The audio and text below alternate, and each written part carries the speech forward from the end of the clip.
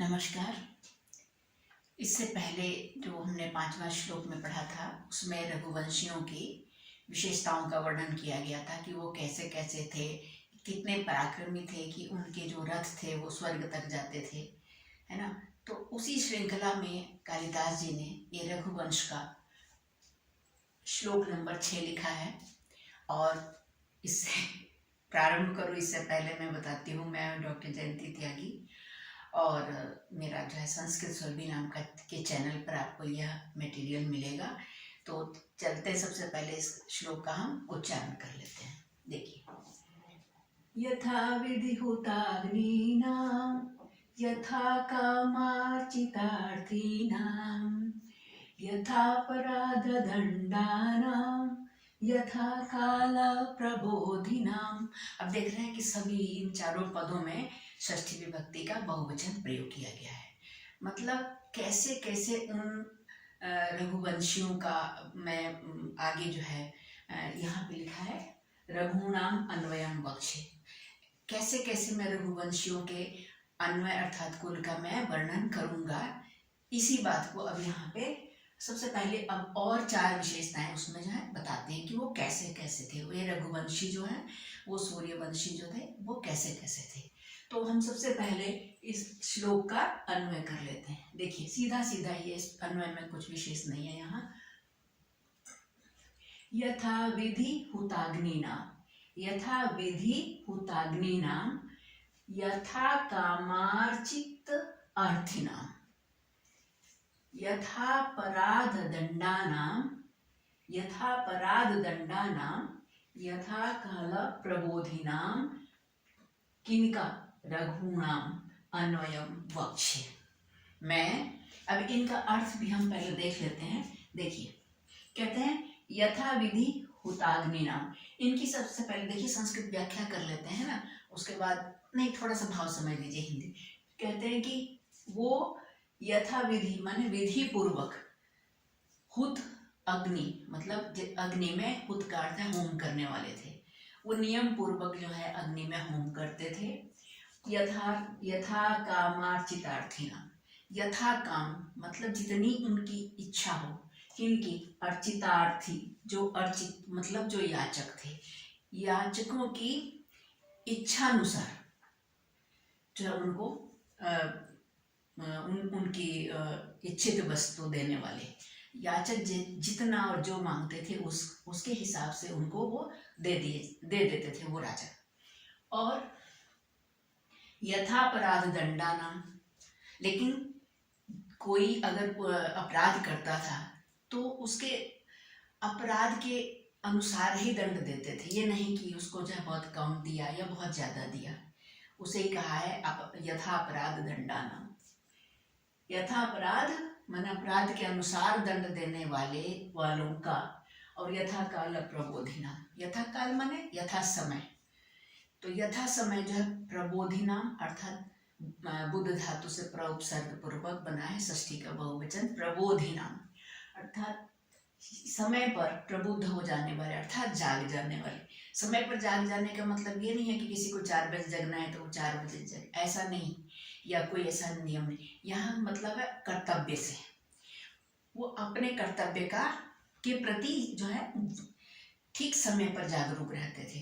जो कर्म जब जो कर्तव्य उनको करना है, जिस समय करना है, उसके लिए वो जो है जागरूक रहते थे। अब इसी की क्योंकि आपको संस्कृत व्याख्या करनी है IAS और PCS के लिए, ये जो है मैं वीडियो बना रही हूँ, वो प्रश्न जो कि सिर्फ संस्कृत में ही हल किया जाता है, तो उनके लिए मैं बना रही हूँ। तो चलिए अब हम कहेंगे यथा विधि किसको कहेंगे। अब इसकी संस्कृत टू संस्कृत व्याख्या। यथा विधि किसको कहेंगे? विधिम अनतिक्रम्य, विधि का अतिक्रमण किए बिना अर्थात यथा विधि। विधिम अनतिक्रम्य इति यथा विधि, जो विधि का अतिक्रमण न करे, अतिक्रमण मतलब उसका उल्लंघन न करे, विधियों को की उपेक्षा न करे, मतलब विधि के अनुसार, उसी को कहे हैं यथा विधि, यथा विधि, है ना। और यथा विधि का अर्थ है यथा शास्त्रम। विधि क्या है? जो शास्त्र में बतलाई गई है। यथा शास्त्रम हुताः का अर्थ है होम करना हिंदी में, और हुताः का अर्थ है तर्पिता। अग्नयः यथा शास्त्रम हुताः तर्पिताः, तर्पित माने होम करना, तर्पण करना। अग्नयः अग्नियां जो हैं यथा शास्त्र के अनुसार जो है अग्नियों में होम किया जाता था। यही मन जिनके द्वारा, ते मने वे, तेषाम उन रघुवंशियों का, उन इतने सारे शब्दों को मिला के ऐसे जो है विग्रह करके फिर क्या बनेगा, यथा विधि हुताग्निना। यथा शास्त्रम हुता, शास्त्रानुसार होम करने वाले, तर्पिता या तर्पण करने वाले, अग्नय अग्नियों में, यही मन जिनके द्वारा अग्नियों में यथाविधि तर्पण किया जाता था। ते मने वे, और तेषाम मने उनका, षष्ठी विभक्ति बहुवचन, क्योंकि सब में यही लगी हुई है। तो इसीलिए यथा शास्त्रम हुता तर्पिता अग्नयः यही ते तेषाम यथाविधि हुताग्निनाम, उनको हम कहेंगे यथाविधि हुताग्नि, और उनको बहुवचन में बना के षष्ठी के बहुवचन में यथाविधि हुताग्नि नाम, मतलब अग्नि में विधि के अनुसार, शास्त्रोक्त विधि के अनुसार होम करने वाले राजाओं का। ठीक है, यहाँ तक। आगे अब कहते हैं यथा कामम किसको कहेंगे, तो यथा कामम की व्याख्या करते हैं। देखिए, कामम अनतिक्रम्य, यथा कामम, कामम माने इच्छा, इच्छा के, यथा कामम, कामम अनतिक्रम्य मतलब उनकी कामना का अतिक्रमण किए बिना, अर्थात उनके कामना माने इच्छा के अनुसार, किनके, अर्चितार्था नाम बताएंगे। देखिए, यथा कामम अनतिक्रम्य को हम कहेंगे यथा कामम, और यथा कामम का अर्थ है यथाभिलाषम, उनकी अभिलाषा, उनकी इच्छा के अनुसार। अर्चिता माने वो पूजिता, मतलब सत्कृत होते थे, यथाभिलाष, जैसा वो चाहते थे उसी के अनुसार जो है उनकी पूजा होती थी। मुझे याद आ रहा है रघु उदार्यम, रघु की उदारता का जो प्रकरण है उसमें कौत्स जो है, वर्तंतु ऋषि के जो शिष्य हैं कौत्स, उनको 14 सहस्र कोटि मुद्राएं चाहिए, है ना, उनको अपने गुरु को दक्षिणा में दान देना है। और उसके पीछे की कहानी है कि वो बार बार गुरु जी से कहते हैं, जब समावर्तन संस्कार होता है, बार बार कहते हैं कि गुरु जी मैं आपको कुछ देना चाहता हूँ, तो वो गुरु जी है बार बार मना करते हैं कि नहीं हमें कुछ नहीं चाहिए, लेकिन वो बहुत कहते हैं, तो अंत में गुरु जी थोड़ा सा चिढ़ के या व्यंग्यात्मक रूप से कहते हैं, तो ठीक है लाओ, 14 करोड़ सहस्र मुद्राएं लाओ। अब इतना एक ब्रह्मचारी जिसके जो अपने घर से वर्षों से स्वयं भी बहुत दूर है, और वहाँ जो समाज की सहयोग से वहाँ पे गुरुकुल में पढ़ रहा है, तो वो कहाँ से लाए। तो फिर वो अब उनको ध्यान आता है, अरे रघु जो है, रघुकुल के जो राजा रघु हैं वो बड़े ही दानी है, तो क्यों ना उनके पास चला जाए। तो आते हैं और इनके पास इधर रघु का खजाना बिल्कुल खाली हो गया है दान करते करते। तो कहते हैं रघु जो है कुबेर पर चढ़ाई करते हैं, और कुबेर उनकी मंशा समझ के पहले युद्ध से पहले ही उनके खजाने को सहस्र जो है 1000 मतलब बहुत सारे धन संपत्ति से, स्वर्ण मुद्राओं से भर देते हैं।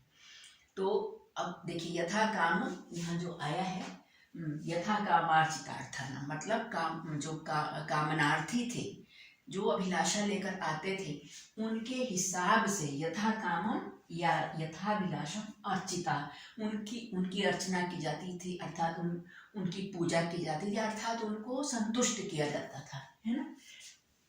तो यथाभिलाषम अर्चिता पूजिता, अर्थिना माने अर्थी जनों को, है ना, या याचक माने मांगने वाले, यही माने जिनके द्वारा, है ना, ते मने वे, और तेषाम यहाँ तक जब बात हो जाएगी खत्म, तब शब्द बनेगा यथा कामार्चितार्थी नाम, मतलब यथा काम अर्चितार्थी नाम, इच्छानुसार, याचकों की इच्छानुसार उनकी अभिलाषा को पूर्ण करने वाले थे वे रघुकुल के राजा।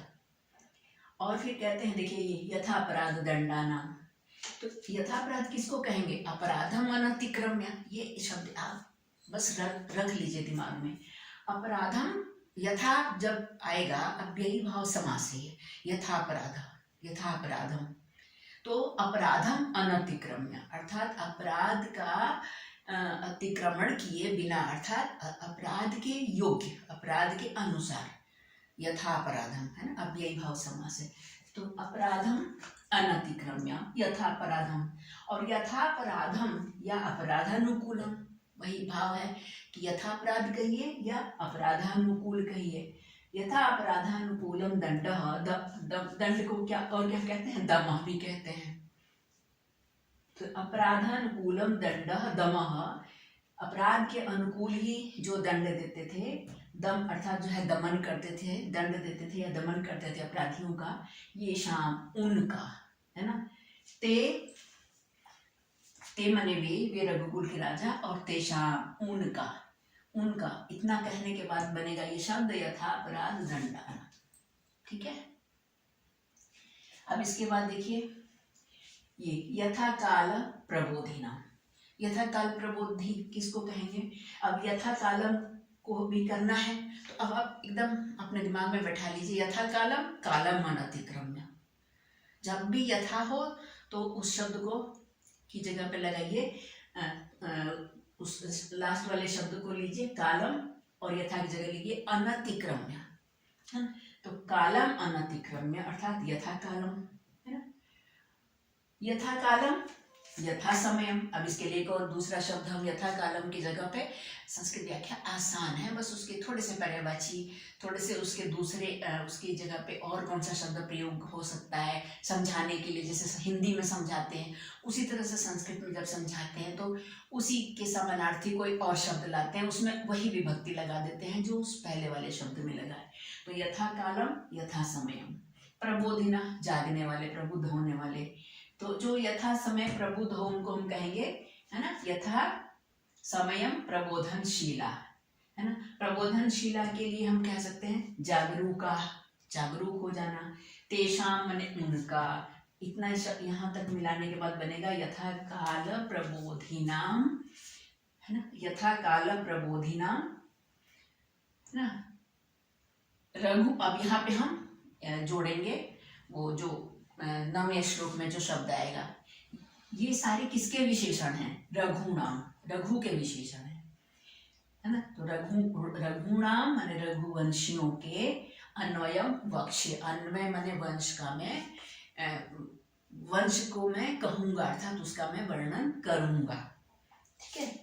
तो फिर से देखिए इस और इसका अभिप्राय फिर से संस्कृत टू संस्कृत में उसका अभिप्राय या व्याख्या कैसे कर सकते हैं। देखिए शास्त्रोक्त विधिना, शास्त्र में उक्त विधि के द्वारा यज्ञ कर्तृणाम, यज्ञ करने वाले, अतिथि पूजकाणाम और अतिथियों का पूजन करने वाले, और दुष्ट जन शिक्षकाणाम, और दुष्ट जनों को शिक्षित करने वाले अर्थात उनको सद्मार्ग पर चलना सिखाने वाले, प्रजा पालने तत्पराणाम, और प्रजा के पालन में तत्पर रहने वाले, ये किसके लिए कह रहे हैं, यथा काल प्रबोधिना, मतलब प्रजा के प्रति अपने कर्तव्यों का दायित्व जो है ठीक समय पर जो है अनुभव कर लेना।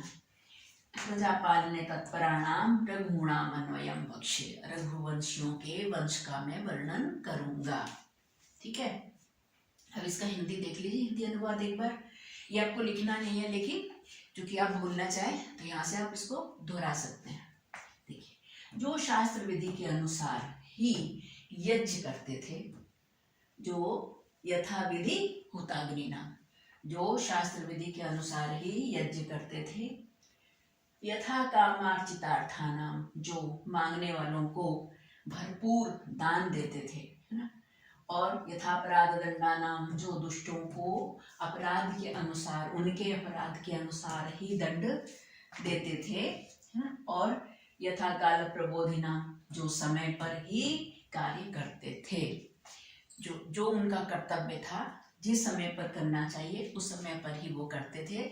ऐसे रघुणाम अन्वयम बख्शे, ऐसे मैं रघुवंशियों के का मैं वर्णन करूंगा, ऐसा कहते हैं कालिदास जी। और इसमें अभी तक वही जो है अनुष्टुप छंद चला रहा है, 8 वर्णों का जो समृद्ध छंद है, देखिए लिखा है समृद्ध अनुष्टुप छंद। और धन्यवाद।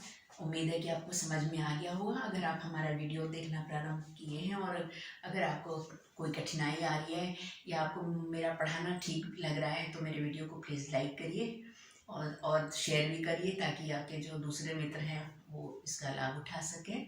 अगर आपको मेरा वीडियो पसंद आता है तो